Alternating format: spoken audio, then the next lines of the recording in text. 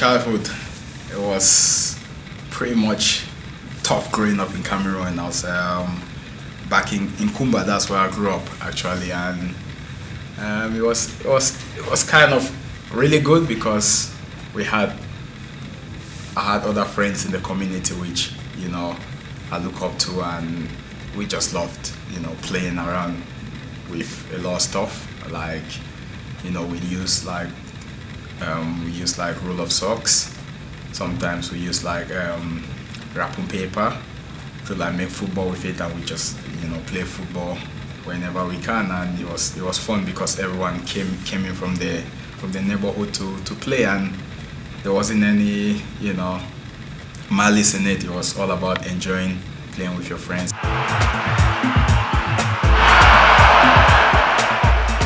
My school life, I went to St. Anthony's School, Kumba, Catholic School, Kumba.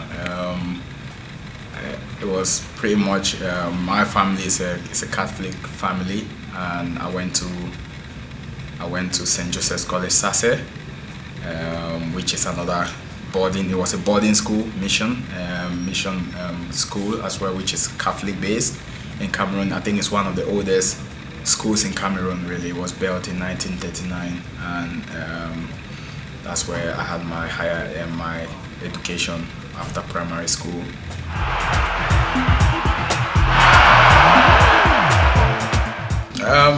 I did enjoy the move because I missed my mom a lot when she left. I was only young. I think I was about, I was really young at the time. I was a young man growing up, and I had my dad, which was good, but at the same time you always miss that motherly feeling. I had my my stepmother was there, so it was good. She was my mom, she's always been my mom, and it was good, but at the same time you miss that feeling as well. And when I had the chance, because I lost my dad when I was 11 years of age, and it was pretty much then it was tough because you miss that fatherly figure in your life, and you just wanted to.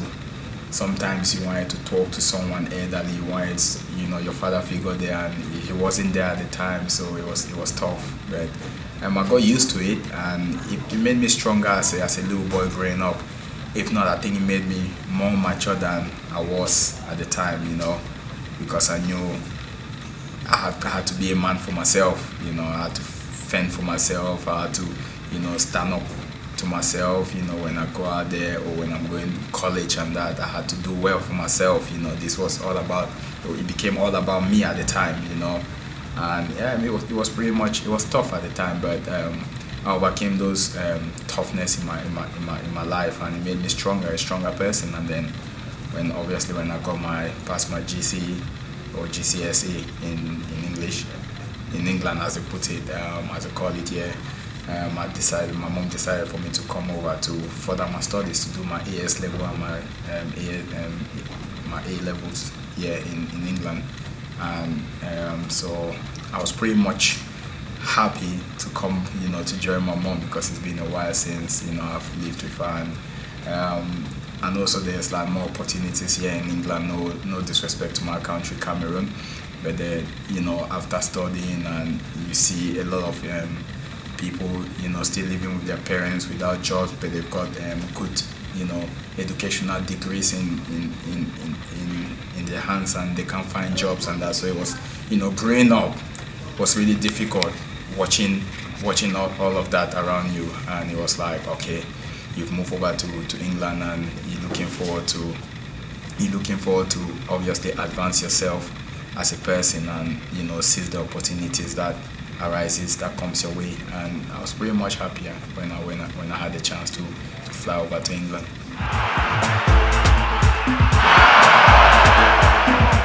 Yeah, my first professional game was against Huddersfield at home. I think it was the third game into the season. I've done really well at pre-season, and manager sort of thought, yeah, he'll put me in and around in the squad. So after the third game, he went to me. I think we had an injury and he was contemplating if he was going to play me, because obviously he thought he didn't want to put, you know, a young kid at the time in the limelight so early. I mean, a non-league player, and you know, where I've done so well in pre-season, and I was learning fast, and I was moving really fast as well, and I wanted it. I was sort of getting a bit frustrated because I've been there for 1 year. I've earned myself another year's contract, and I thought this is the time for me to, you know, show the Colchester, you know, fans that I can do it. You know, I'm not just here for the ride. You know, I'm here to stay. And I got given that chance, and I've started well in the game. You know, I was playing at left back at the time, and no nonsense defending. Won a couple of headers in the first minute. Some big tackles in the game. Won them, and then obviously in the offensive side of the game, I was contributing as well. So, you know, and then in the second half, I think I twisted my ankle a little bit, but got it strapped on, and I carried on playing. But towards the end of the game, I was like sort of like limping a little bit. I think we was winning 1-0, and then they equalized to make it 1-1. And I got dragged off after 80 minutes just to protect my ankle.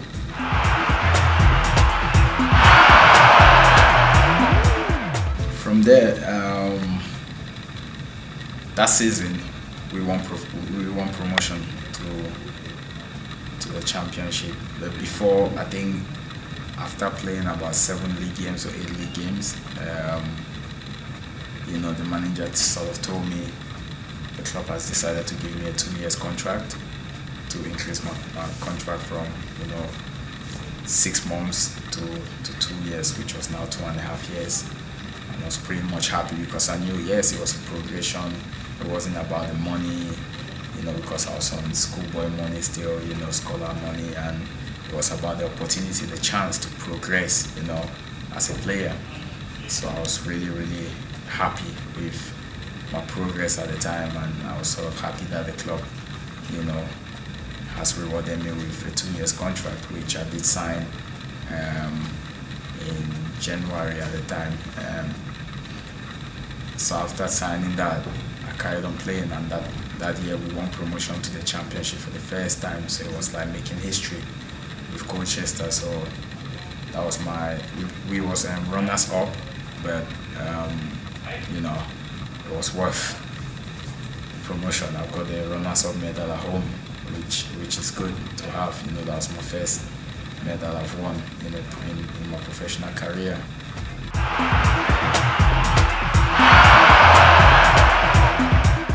The fans are fantastic. From the day I walked into the door, they've supported us as a team, but at the same time, they could tell from the day I made my debut that I'm someone that even if I'm not playing well, I'll always give my 110%. I'll give in everything. I take my energy out there and I leave it on the pitch, and that's all I did from the first day. So the fans took into me, and they're brilliant with me. They've supported me through thick and thin. When I was down with my injury, I had so many, you know, get well cards from fans, and I kept most of them, and they've never stopped supporting me.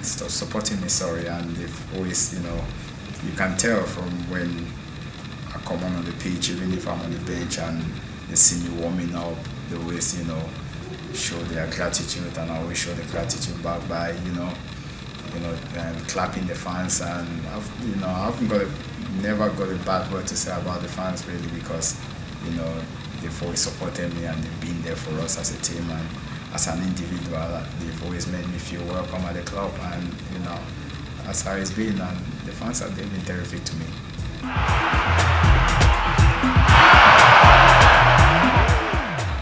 I got almost respect for, you know, Samuel. He's done a lot of great things in his time. You know, he's a Cameroonian, a fellow Cameroonian like myself, and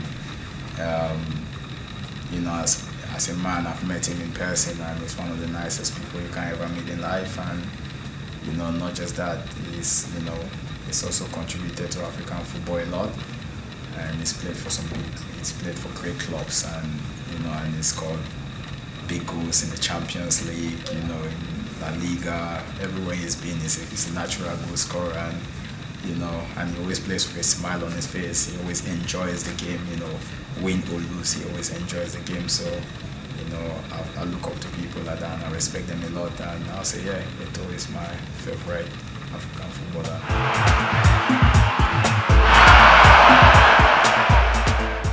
The advice I'll give to a young aspiring footballer is they shouldn't get caught up with all the vibes when they're growing up or when they're trying to make it in the game. First, they need to look at how can they improve as a footballer or as a sports person, and they need to know that the coaches are there to guide them. They're not there to tell them off. If they do something wrong, they should accept that they've done something wrong on the pitch, and take it as a learning curve, because criticism is never gonna kill you. It's gonna make you a better player, and I got it in my time a lot, and I still get it up to date, and I take it on the chin and I move on, because I know that's the only way you can learn. So they have to be disciplined. Discipline is another thing where if you have to be in at certain times, don't get caught out with what's going on around the neighborhood, and you play with your mates, but just keep out of trouble. Listen to your parents, because they're there to guide you as well, and they have to listen and they have to learn, and more so they have to want. They need to have the heart to want it. You must enjoy what you're doing, and you have to be a fighter, because nothing easy or nothing good is going to come easy to you. You have to work hard for it, and when you work hard for it, when you get there, you will enjoy it more.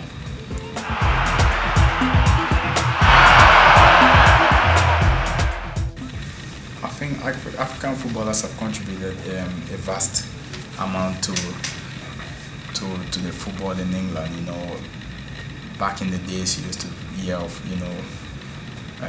very few African players play in the Premier League, and that. But now there's really a lot of African players in the Premiership, and not just the Premiership, the lower leagues as well, like the Championship, League One, League Two, and in the Conference. And and when we play, there's a lot of excitement, and players like DJ Drogba, like Essien. You've got Yaya Toure, you've got Kolo Toure, players like JJ Okocha when he was playing before retiring. These players have been, they've done great things in the Premiership, and for them to do that, is only promoted how good African football has been coming. And also you can see now a lot of the African countries are trying to play like, obviously, the European countries, and so that can tell you how much we've improved in the last 10 years or so. Teams like Senegal, Ghana in the World Cup almost went to the semis. I mean, when you see things like that, it's all about what we're doing here in England as African footballers, and also the goal celebrations are crazy, and a lot of dancing, so that's the culture, from Africa, and that's to show that when we play, we enjoy what we're doing, and at the same time, when we lose, we enjoy losing, because you have to be graceful in defeat as well sometimes.